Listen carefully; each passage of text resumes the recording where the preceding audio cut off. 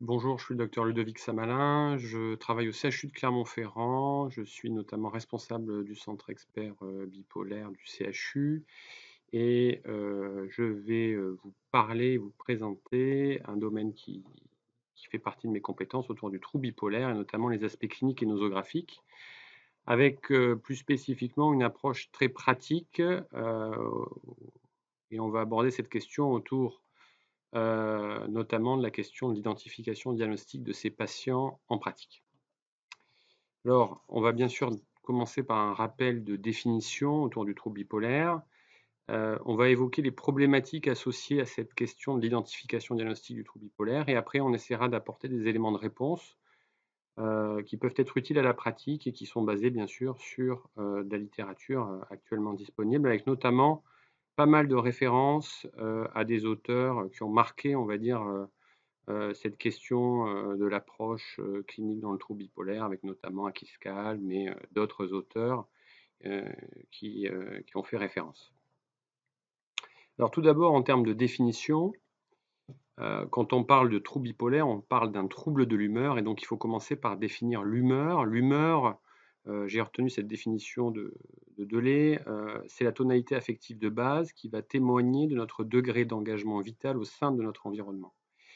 Alors, si la majorité des maladies mentales vont toucher, affecter l'humeur, la perturbation de l'humeur va être considérée dans les troubles de l'humeur et notamment dans le trouble bipolaire comme une caractéristique principale. Alors, pas pathognomonique, parce que vous savez, il n'y a pas de symptômes ou euh, de pathognomonique d'une pathologie en psychiatrie, mais en tout cas, la perturbation de l'humeur va constituer la principale caractéristique. L'autre aspect qu'il faut avoir tout de suite en tête, c'est que cette définition, elle est évolutive. Il est très difficile, sauf dans une seule situation, de porter un diagnostic de trouble bipolaire. La seule situation qui paraît évidente, et encore que on en discutera, c'est bien sûr un épisode maniaque, mais un épisode maniaque facile à identifier. Alors, en termes de classification, on peut retenir deux grands types de troubles bipolaires, mais on verra que anciennement, on a pu en décrire beaucoup d'autres, mais actuellement, le DSM-5 décrit le trouble bipolaire de type 1 et le trouble bipolaire de type 2, avec une prévalence, vous voyez, qui peut être assez proche entre les deux pathologies, autour de 1 à 2% selon les études. Donc le trouble bipolaire, il se caractérise par la présence d'au moins un épisode d'excitation psychomotrice sévère, donc un épisode maniaque, auquel va souvent s'associer des phases dépressives. Et le trouble bipolaire de type 2 va être défini par la présence d'au moins un épisode dépressif caractérisé, mais également d'une phase d'excitation psychomotrice d'intensité, on va dire, plus modérée, plus atténuée par rapport à la phase maniaque, qui est l'hypomanie. Et là, la présence des deux est obligatoire, mais on va voir qu'en pratique, il est très difficile d'identifier une phase hypomaniaque d'emblée sans épisode dépressif caractérisé.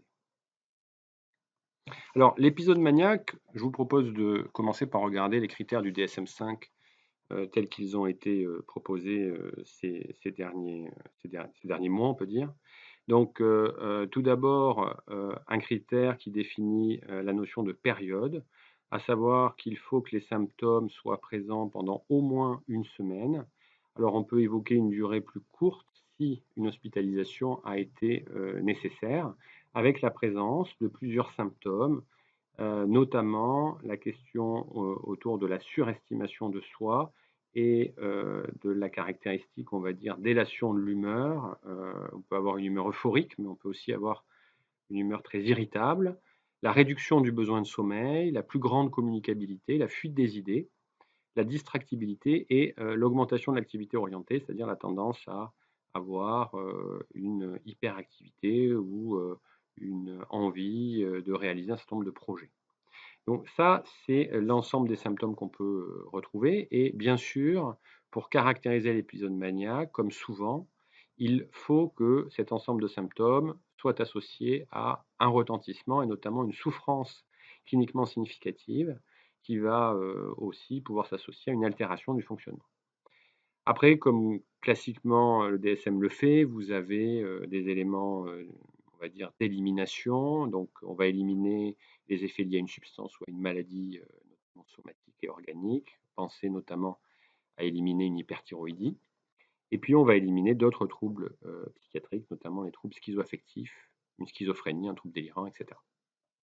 Alors, tout de suite, on va essayer déjà de bien différencier l'épisode maniaque de l'hypomanie, puisque finalement, les symptômes ne permettent pas de les différencier, mais ça va être plutôt l'intensité de cette symptomatologie qui va les différencier, et notamment le retentissement.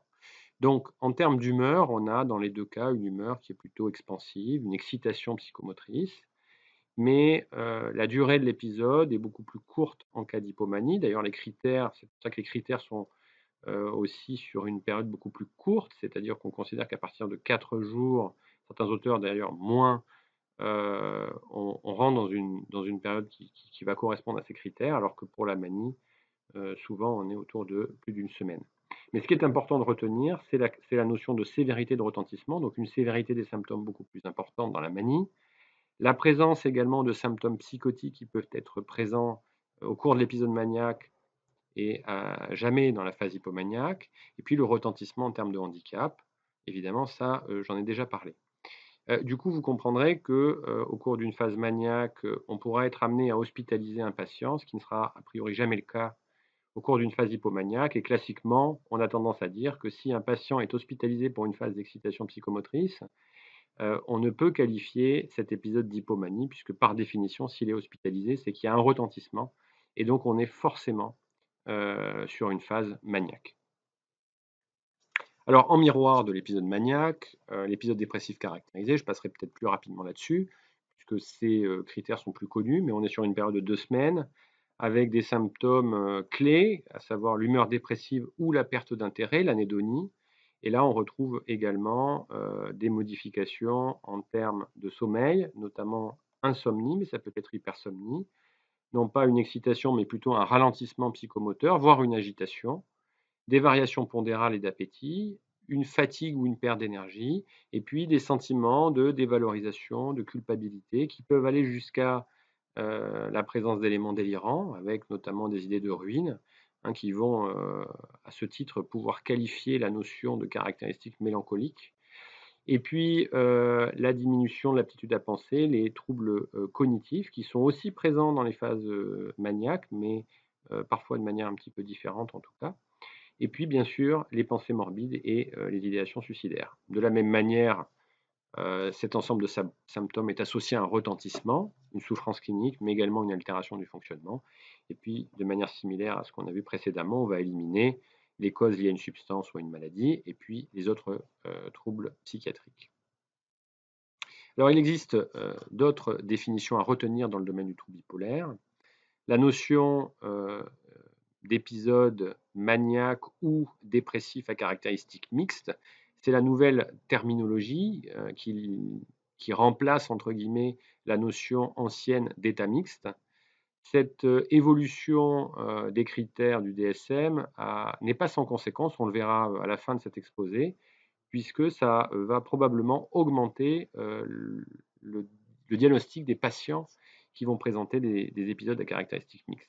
Donc, c'est simplement la présence de critères d'un épisode, maniaque ou dépressif, auquel va s'associer au moins 3 symptômes de la polarité de l'épisode opposé. Donc, par exemple, tous les critères d'un épisode maniaque et puis au moins 3 symptômes associés aux critères d'un épisode dépressif et inversement, hein.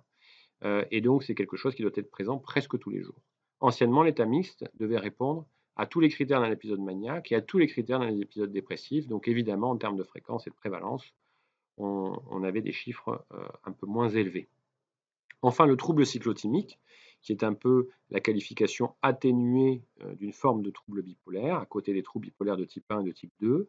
En fait, c'est un trouble qu'on qualifie lorsque on est face à des patients qui ont présenté plusieurs périodes d'hypomanie qui ne répondent jamais aux critères d'un épisode maniaque et plusieurs périodes dépressives qui n'ont jamais atteint les critères d'un épisode dépressif caractérisé, et ce pendant au moins 2 ans.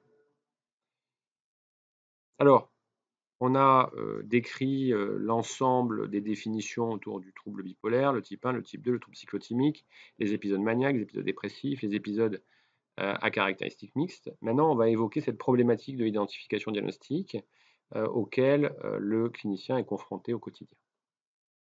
Alors, pour rappel, le trouble bipolaire, c'est quand même une maladie fréquente, on l'a vu, entre 1 et 2% dans la population générale, pour un sexe ratio de 1, autant d'hommes que de femmes, mais une forte hétérogénéité sur le plan génétique et clinique, et notamment clinique, qui va poser des questions sur le plan d'identification et du dépistage. Ça débute chez l'adulte jeune, classiquement on dit entre 15 et 25 ans, et c'est associé à une mortalité par suicide élevée. Alors c'est des données vie entière, hein. Une personne sur 5 et une personne sur 2 qui fera une tentative de suicide au cours de sa vie. Donc des conséquences importantes chez ces patients. On a dit adultes jeunes, il y a eu des études, j'en ai mis un certain nombre qui ont fait référence dans le domaine. On voit que l'âge des premiers symptômes pour un tiers des patients se situe autour de 15 ans, voire avant 15 ans. Et puis, on a également à peu près un tiers des patients qui vont présenter un début entre 15 et 20 ans. Et puis enfin, un dernier tiers, si je schématise un peu, après 20 ans. Donc, on est dans une situation qui est compliquée, notamment pour les psychiatres qui assurent de la psychiatrie d'adultes, puisqu'il n'est pas rare de recevoir des patients majeurs qui ont déjà débuté leurs troubles lorsqu'ils avaient moins de 18 ans. Donc c'est une préoccupation aussi dans la mise en relation entre psychiatres d'adultes et pédopsychiatres. Alors, un trouble fréquent, on l'a vu, mais qui reste sous-identifié, une étude extrêmement intéressante qui avait été réalisée aux États-Unis auprès de 127 800 personnes, au cours duquel on avait essayé de dépister en population donc générale la présence d'un trouble bipolaire. Donc, ce dépistage avait amené un pourcentage autour de 3-4% de personnes souffrant potentiellement d'un trouble bipolaire. Et sur cet ensemble d'individus, en fait, seulement 20% avaient reçu un diagnostic de trouble bipolaire. Les autres, près de la moitié d'entre eux n'avaient reçu aucun diagnostic particulier et près d'un tiers avaient eu un diagnostic de dépression. Donc au total, 80% des patients qui ont été dépistés comme potentiellement bipolaires n'avaient jamais été auparavant diagnostiqués correctement. Donc c'est un constat qui date mais qui est toujours d'actualité. Il y a probablement un problème d'identification diagnostique. Deuxième aspect, c'est que globalement, le retard diagnostique moyen est de l'ordre de 8 années. Donc évidemment, ça a un impact majeur, comme souvent dans les pathologies mentales. Le retard au diagnostic amène un retard à la prise en charge et par conséquent, et de moins bons pronostics pour les patients. Enfin, c'est aussi une période qui est associée à plusieurs complications. Il faut se souvenir que ça débute tôt. Donc c'est souvent des individus qui sont en cours de scolarité ou qui sont en faculté, qui n'ont pas encore tissé leur réseau social, qui n'ont pas forcément encore une vie de couple. Et tous ces enjeux-là peuvent être mis en péril lors d'un retard à la prise en charge, donc des complications sociales, professionnelles bien sûr, mais aussi familiales. Et puis c'est là où va s'installer potentiellement les comorbidités, notamment addictives, mais pas que, aussi la partie trouble anxieux qui sera importante. On voit là dans l'étude qui est présentée qu'il y a quand même une association entre ce retard diagnostique et la polarité prédominante du trouble. Le retard au diagnostic est plus important chez les patients qui ont une polarité dépressive et vous comprendrez très rapidement pourquoi. Évidemment, quand on commence par une phase maniaque, on identifie beaucoup plus facilement le trouble bipolaire. Alors justement, ce qu'on évoquait, c'est-à-dire la question du diagnostic de dépression bipolaire, l'épisode inaugural, dans plus de la moitié des cas, est un épisode dépressif caractérisé. Et la moitié des patients hospitalisés pour un épisode dépressif caractérisé dit unipolaire vont évoluer plus tard vers un trouble bipolaire. Donc, on est face à une difficulté majeure, à savoir comment distinguer une dépression unipolaire d'une dépression bipolaire, avec bien sûr un risque qui est d'initier une thérapeutique qui va potentiellement aggraver le trouble bipolaire, à savoir une monothérapie d'antidépresseurs. Deuxième problématique, c'est la question du diagnostic d'hypomanie ou de trouble bipolaire de type 2. L'hypomanie, à l'inverse, est fréquemment ignorée par le patient, à l'inverse de la phase dépressive, et souvent, en fait, le patient vient pour demander une prise en charge lorsqu'il est en phase dépressive. Il a plutôt un vécu avantageux et non pathologique de cette phase-là, et souvent, en fait, on peut passer à travers, et donc il y a une forme d'enquête dans l'anamnèse du patient où chaque clinicien doit rechercher potentiellement la présence d'un épisode d'hypomanie. Il y avait une enquête réalisée en France qui avait pu montrer que cette recherche systématique de l'hypomanie à travers des outils comme les autoquestionnaires de Angst avait permis de passer d'un pourcentage de patients qui présentaient des épisodes dépressifs bipolaires qui étaient de l'ordre de 20% à 40% à la suite de la passation de ce questionnaire. Donc, probablement un outil, on y reviendra aussi, de dépistage qui peut être utile en pratique. Deuxième aspect autour de la question de l'hypomanie de ce diagnostic, c'est que contrairement à une idée reçue, il y a une stabilité diagnostique de cette notion d'hypomanie, puisque moins de 10% des patients qui souffrent de troubles bipolaires de type 2 deviendront des troubles bipolaires de type 1. Alors là, il faut peut-être donner un élément de précision, c'est que chez les patients qui ont un trouble bipolaire de type 1, qui sont amenés à faire des épisodes maniaques, ces patients, par contre, peuvent être amenés à avoir des phases d'hypomanie.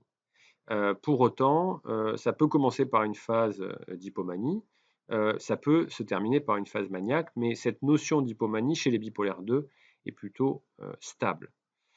Ensuite, on peut noter des différences entre bipolaire de type 2 et bipolaire de type 1 qui peuvent amener des éléments intéressants sur justement cette question d'identification. On retrouve plus souvent des épisodes dépressifs chez les bipolaires de type 2, plutôt des femmes, une histoire familiale de type 2 également, un risque suicidaire qui reste élevé. Le trouble bipolaire 2 n'est pas un trouble bipolaire, on va dire, associé à un risque moindre par rapport au type 1, et puis des comorbidités qui peuvent être aussi souvent plus présentes que dans le type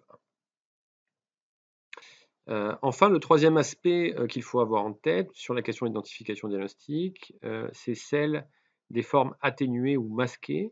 Formes masquées notamment par rapport à la variabilité clinique qu'il peut y avoir dans la présentation des patients, notamment la présence d'éléments psychotiques. Une phase maniaque avec des éléments psychotiques peut prendre le masque d'un état psychotique aigu qui peut rentrer dans le cadre non pas d'un trouble bipolaire mais d'une schizophrénie. Et donc évidemment, sur un premier épisode, ça peut être très difficile de faire la part des choses entre l'entrée dans un trouble bipolaire ou l'évolution vers une schizophrénie. Et puis, il y a différentes formes cliniques de manie qu'on va décrire et qui peuvent aussi rendre plus complexe cette identification. Deuxième aspect, c'est les formes également dites associées à des comorbidités, où là, on va peut-être retrouver au premier plan une comorbidité anxieuse, une comorbidité addictive qui va peut-être prendre le pas sur la problématique liée aux troubles de l'humeur du patient. Et on sait que chez les patients bipolaires, la présence d'une comorbidité est très fréquente. Plus des deux tiers des patients à peu près ont au moins une comorbidité, 40% au moins 2 et 20% au moins 3 affections psychiatriques avec des comorbidités addictives fréquentes, notamment l'alcool et le cannabis, et une évolution actuellement vers la prise de stimulants. Alors, les erreurs diagnostiques, on l'a vu, mais elles se font notamment au profit de la dépression unipolaire, mais du fait des comorbidités, elles peuvent se faire au profit des troubles anxieux ou des abus de substances, mais également du fait de l'entrée potentielle dans la maladie par un épisode associé à des éléments psychotiques, peut être aussi fait à tort vers un diagnostic de schizophrénie. Alors, la notion du spectre bipolaire comme réponse à l'errance diagnostique, ce n'est pas tout à fait vrai, mais c'était simplement, en tout cas pour souligner que probablement que le DSM est trop restrictif dans la manière d'appréhender la question diagnostique du trouble bipolaire et que revenir à ces notions autour du spectre bipolaire peut amener un certain nombre d'éléments, de réponses qui vont aider le clinicien à mieux identifier la question du trouble bipolaire. Donc classiquement, on décrit une approche dichotomique bipolaire versus unipolaire, avec, on l'a vu, une tendance à la bipolarisation des unipolaires dans le temps. Pourtant, la bipolarité est un concept relativement clair, puisque le diagnostic va dépendre de la présence d'un état d'excitation psychomoteur ou pas. En son absence, on va rester sur la notion d'unipolarité. Néanmoins, la question qui doit être posée, c'est peut-on avoir un phénotype d'unipolaire avec, entre guillemets, un génotype de bipolaire? Donc, les différents spectres du trouble bipolaire, à savoir la manie et ses différents phénotypes, on va en parler, et l'hypomanie et les autres formes atténuées de bipolarité, peuvent être des éléments de réponse à cette question de l'identification diagnostique.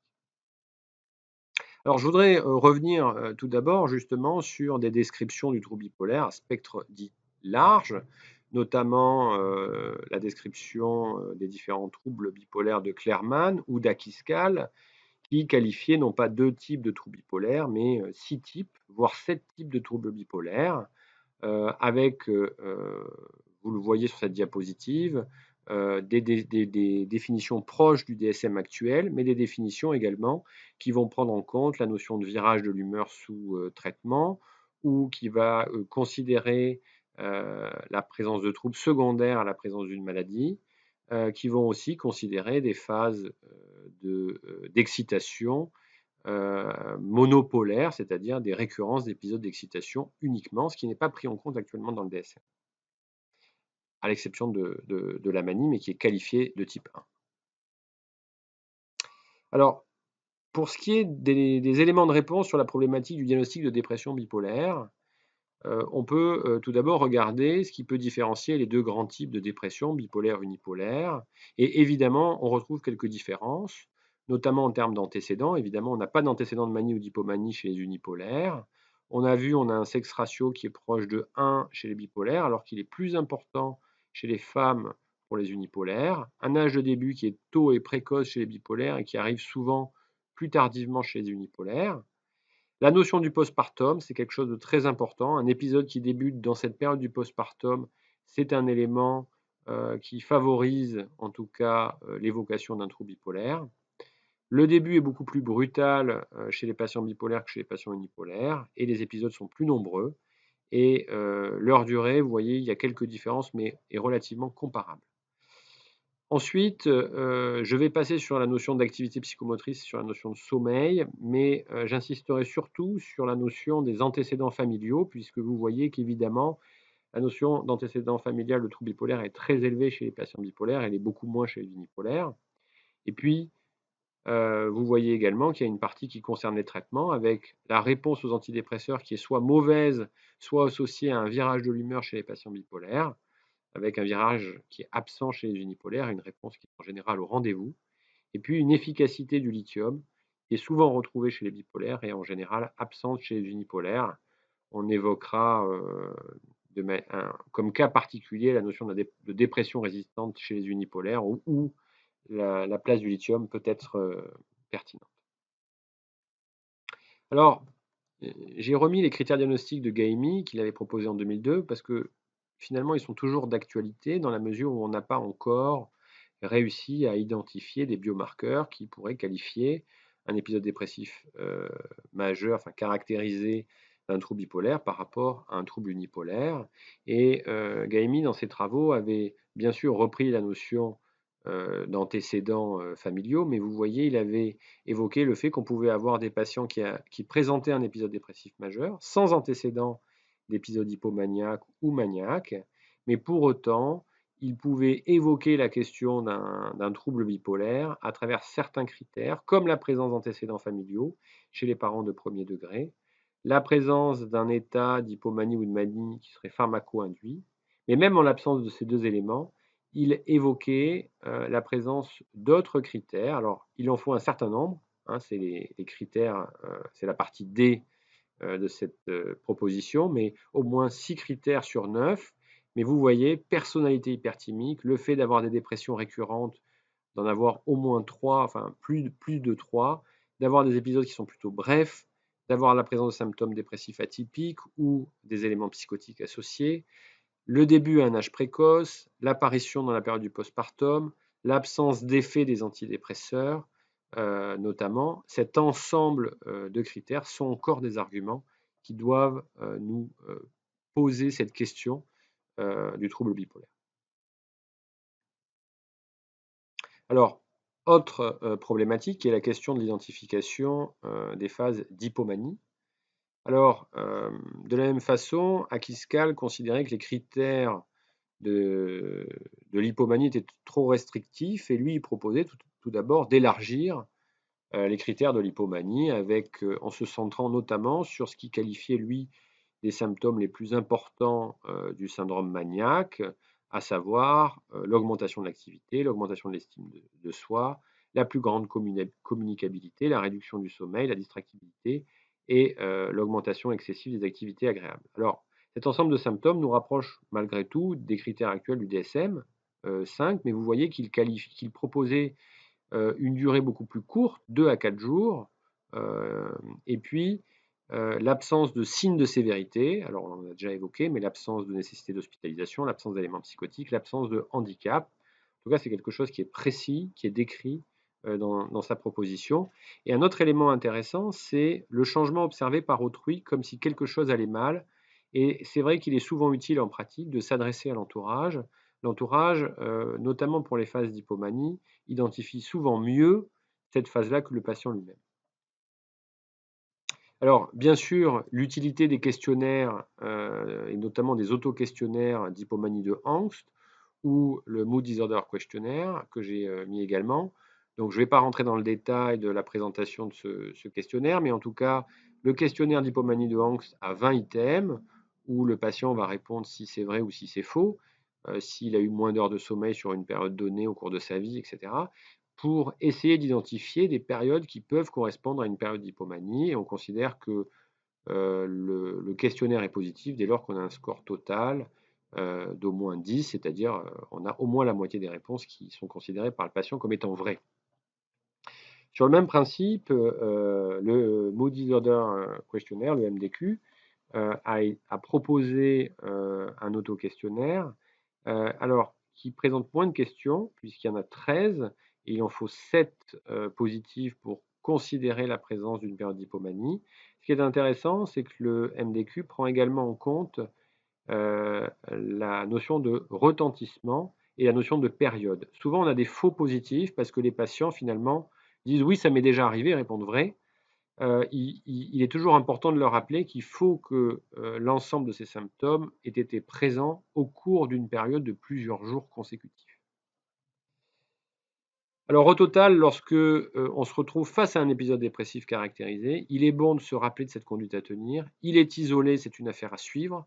Il est récurrent, je vais considérer la notion de trouble bipolaire en essayant d'étayer au maximum à travers l'histoire familiale, à travers l'anamnèse du patient, s'il a eu des récurrences, s'il y a eu un début précoce au cours du postpartum, s'il y a une absence de réponse aux antidépresseurs par exemple.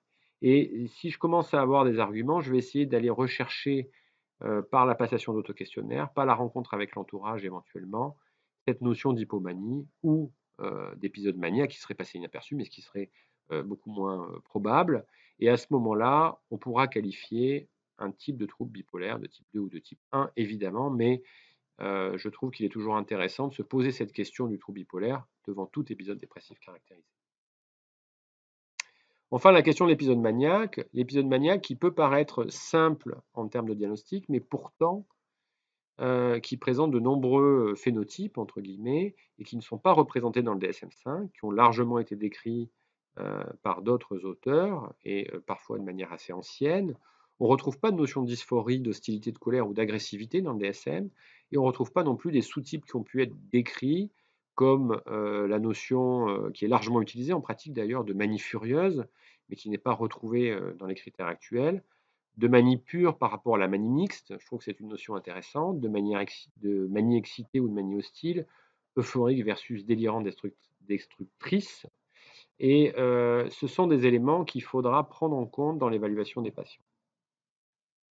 Un auteur, notamment, s'est intéressé à la question justement de la dimension clinique nucléaire qui pouvait rapprocher l'ensemble de ces phénotypes de manie, entre guillemets, et il est arrivé à la conclusion que c'était ce noyau dur d'activation des inhibitions qui était peut-être le point commun qui reliait toutes ces phases maniaques, tous ces phénotypes maniaques, avec notamment le fait que le sujet parlait beaucoup, était agité, pouvait passer d'un sujet à un autre, était distrait, recherchait le contact avec les autres, avait souvent des idées de grandeur, des projets irréalistes et pouvait être, sur le plan sexuel, préoccupé. Il associe à ce noyau dur, en tout cas, différentes formes cliniques de manie, et notamment la manie euphorique, la manie dépressive, qui correspond finalement à la manie avec caractéristiques mixtes, la manie irritable et la manie avec éléments psychotiques. Et donc, dans la conceptualisation de l'approche de l'épisode maniaque, c'est quelque chose qui est intéressant, qui peut se rapprocher un petit peu des caractéristiques associées à l'épisode maniaque du DSM-5, mais qui, notamment pour la partie irritable ou hostile, voire furieuse, n'est pas actuellement présente. En tout cas, le prendre en compte, c'est peut-être aussi faciliter l'identification de certaines phases maniaques.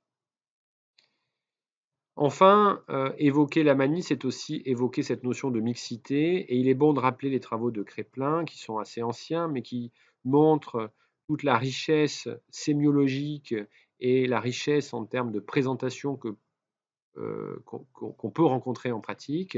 Et il a proposé un espèce de continuum entre la manie pure et la dépression pure, à travers des états mixtes qui se différenciaient par l'humeur, la cognition ou la dimension psychomotrice, qui qualifiait plutôt de maniaque ou de dépressive. Et donc on voit cette espèce de continuum entre manie pure et dépression pure qui montre toute la richesse, encore une fois, de la présentation de ces phases maniaques chez les patients.